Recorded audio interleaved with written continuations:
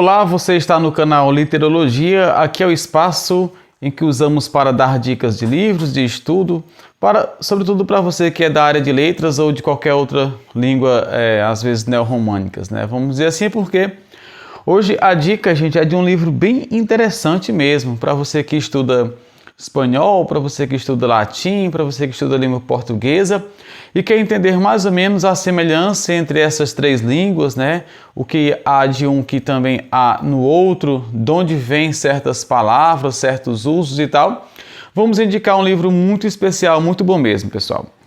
A dica, gente, é esse livro aqui, A Gramática Histórica Portuguesa e Espanhola, um estudo sintético e contrastivo. Aqui, a capa do livro, vou mostrar mais uma vez para vocês. Veja este livro, gente, muito interessante. Gramática Histórica Portuguesa e Espanhola, um estudo sintético e contrastivo, do Vicente Massip, gente, né?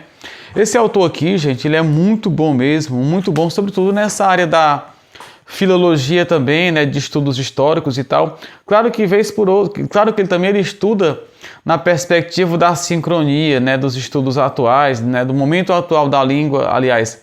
Mas ele tem feito um trabalho especial e muito bom mesmo sobre a diacronia, né, essa evolução da língua, essas mudanças linguísticas, como é que isso tem ocorrido, latim, espanhol, língua portuguesa e tal. E ele é espanhol e veio para o Brasil, né, depois de ter feito alguns cursos lá. Depois ele se tornou sacerdote, católico e tal. Diversos cursos, diversos diplomas ele adquiriu aí, né, por diversos estudos, tanto na área da filosofia quanto na área da linguística, gente. E é um grande estudioso mesmo, tá? Vicente Massip. Infelizmente a gente conhece pouco, mas ele é muito, muito bom mesmo, tá?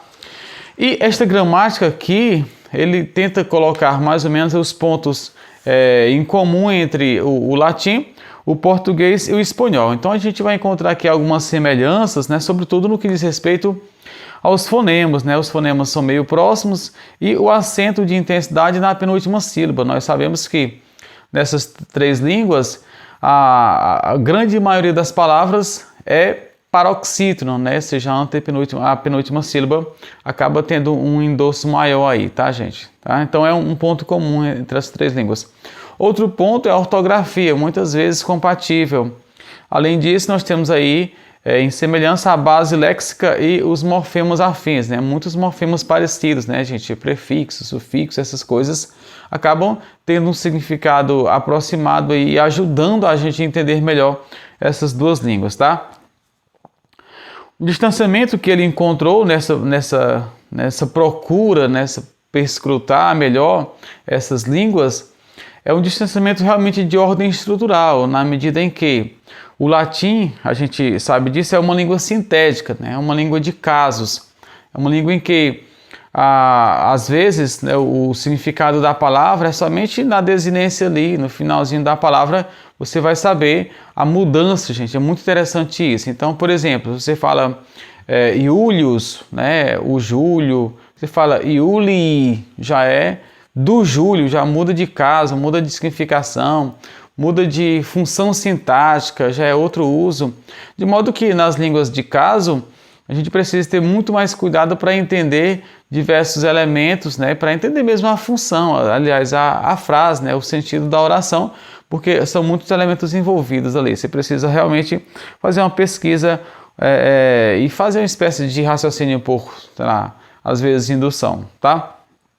Então, é uma das principais diferenças, de modo que o latim é uma língua de casos, uma língua chamada sintética, e o português e o espanhol já é o que a gente chama de língua analítica, né? Já é uma língua em que não tem mais aqueles casos, pelo menos naquela forma de terminação das palavras, e nós temos agora outros elementos que suprem essa necessidade, como alguns pronomes, como os artigos, né?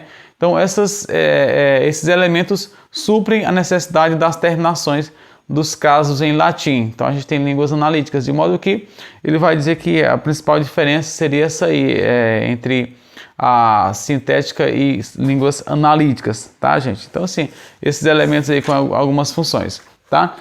Então, é a gramática do Vicente Massip, gente. Ela faz estudos, né, históricos mesmo, lá faz uma revisão bem interessante lá das primeiras reflexões sobre a gramática, né, dos gregos e tal.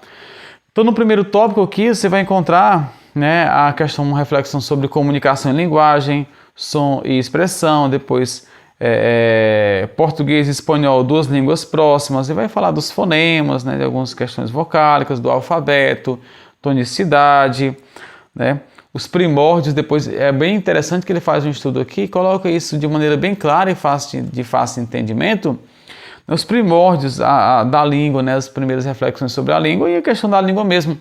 As línguas da península, por exemplo, né, então o alfabeto fenício, grego, latino, ele vai colocar esses elementos aqui, gente, também.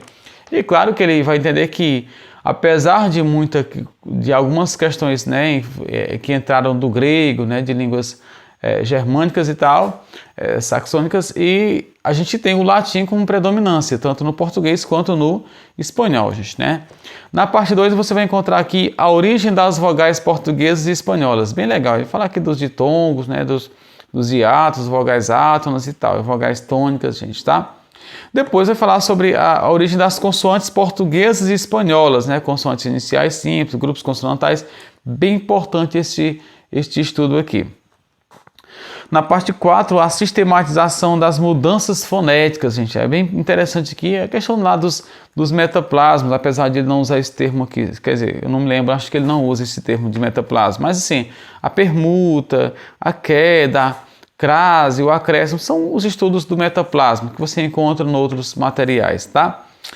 Na parte 5, gente, muito interessante, ele vai falar sobre as classes gramaticais. E aí ele faz uma retomada desde aquela cosmovisão aristotélica, né, de o que Aristóteles entendia das classes gramaticais, a lógica aristotélica, nas ideias, os conceitos, o perfil lógico da linguagem, faz essa reflexão. E aí ele entra aqui nas classes gramaticais, substantivo, né, primeira declinação, segunda declinação, terceira declinação, quarta declinação, quinta declinação, derivação dos substantivos, prefixos, é interessante isso aqui, gente. Depois vem para os adjetivos, de primeira classe, segunda classe, grau dos adjetivos, derivação dos adjetivos, depois os pronomes, e também a origem do artigo, né? A gente sabe que o nosso artigo, gente, vem dos pronomes, né, em latim, tá? Depois os numerais, depois na parte 10 verbos e advérbios, depois verbos regulares latinos conjugados, depois verbos irregulares latinos conjugados, depois preposições e conjunções. Gente, sempre com o português e espanhol, latim, português e espanhol, tá? As interjeições, depois falar aqui sobre as concordâncias, né? Concordância entre nome, a oração, concordância entre nome e verbos. Depois ele fala sobre a oração e o período, gente, bem interessante, a distribuição das palavras na oração. E esse é o grande lance aqui, de diferença entre essas línguas analíticas de línguas sintéticas, como o latim, por exemplo, uma vez que no latim não havia posição ideal ou correta, vamos dizer assim, ou errada, de se colocar os termos da oração. O sujeito podia estar lá na frente, o verbo poderia ser colocado, e era geralmente colocado por último, né? Ao passo que na língua portuguesa não, a gente tem uma estrutura correta, tem que ser, a gente fala de estrutura correta da oração, sujeito, verbo, complemento, tal e tal e tal, para ter mais sentido para o leitor, tá? Ele fala sobre isso também, gente, aqui. E no apêndice, a origem dos signos ortográficos mais comuns, né? Signos ortográficos que transcrevem tom ou duração, que transcrevem intensidade ou timbre de tom.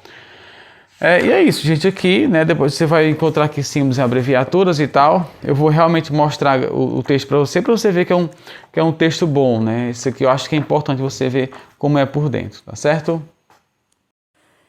Então, pessoal, aqui está o livro, né, físico, não é capa dura, como vocês podem imaginar, mas está aqui o livro, é de 2013, como você pode ver aqui, tá?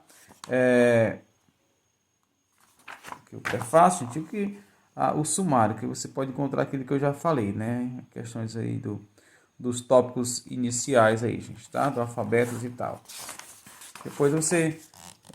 Continuando o sumário, né? Olha o tanto de informação que ele traz aqui, gente, né? Como eu já falei para você, depois você pode dar uma pausa no vídeo e ler melhor essa parte aqui, ainda no sumário, né? Tanto de coisa que você pode encontrar muito interessante, gente, aqui, muito ainda é no sumário, né? Então, muito bem dividido o livro, bem organizado e tal, gente, tá? Então, assim, bem importante você entender essa parte aqui, tá? E aí, tem aqui símbolos e abreviaturas, tá? Símbolos e abreviaturas. É bom a gente... né?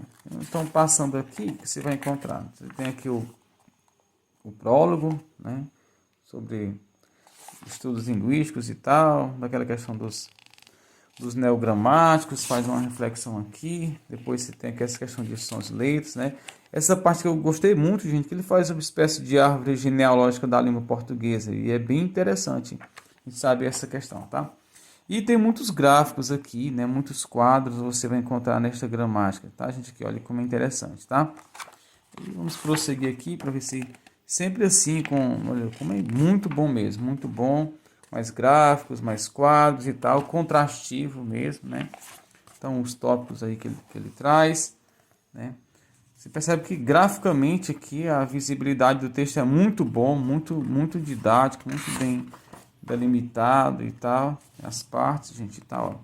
Então, percebe que é um estudo mesmo para quem quer ter uma introdução bem básica aí, gente, nessa questão. Um livro muito bom. E as classes gramaticais, eu já usei isso aqui, olha que interessante, gente, né? Como que Aristóteles pensava. Depois, claro, os estoicos, depois os alexandrinos, né? Então, aqui, a gramática primeira lá de Dionísio de Trácia e tal. Então, a cosmovisão aristotélica, como eu havia falado.